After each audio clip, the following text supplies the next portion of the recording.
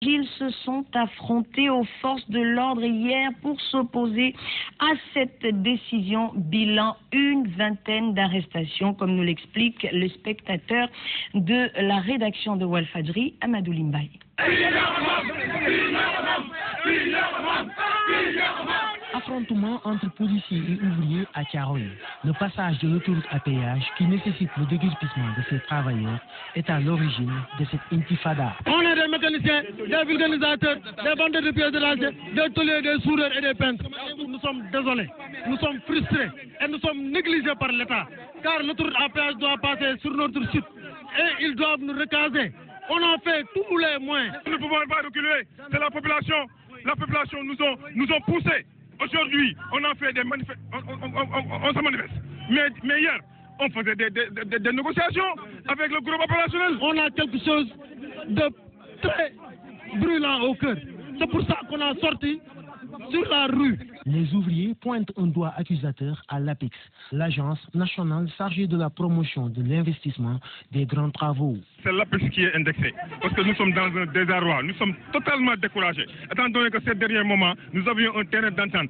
On avait déjà eu des rapports avec eux. Ces travailleurs qui réclament la libération de leurs amis, interpellés par les forces de l'ordre, ne comptent pas bouger d'un iota, quitte à y laisser leur vie.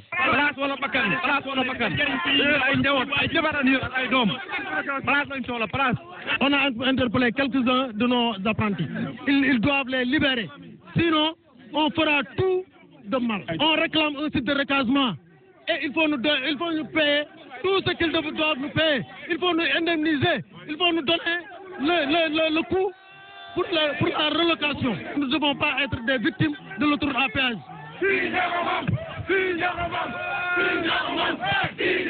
Le passage de l'autoroute à péage dans la banlieue de Dakar continue de soulever la colère des populations. Après les résidents, c'est au tour des ouvriers.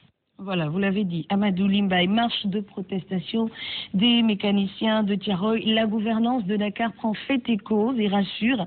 Tous les occupants du site seront relogés, seront recasés même, selon l'adjoint au gouverneur chargé du développement. L'information selon laquelle ces mécaniciens vont être déguerpis le 9 janvier prochain est fausse. Et Daouda Ouad Sek a tenu à le préciser au micro d'Amadou Diallo.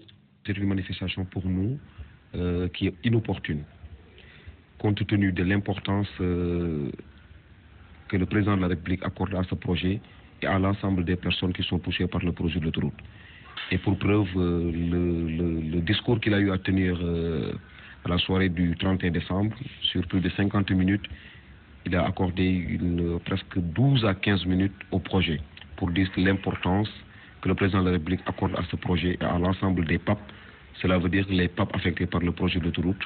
Et cet intérêt est porté par Madame le ministre, directrice générale de l'APEX, qui s'est toujours déclarée comme étant l'avocate des PAP.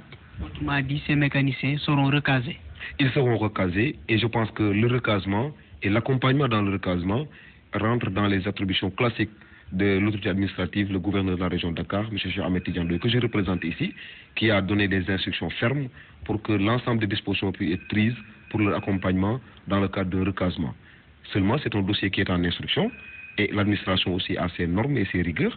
C'est un dossier en instruction.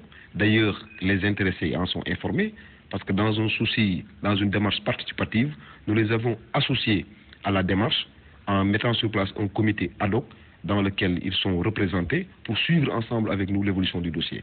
Ils disent également qu'ils doivent être déguerpis d'ici peu. Ils parlent également d'une somme de 150 000 francs. De quoi s'agit-il exactement? Il n'a jamais été question de les déplacer d'ici le 9, selon leurs informations. Et d'ailleurs, il faut quand même arrêter et qu'ils puissent quand même prendre la bonne information au bon endroit.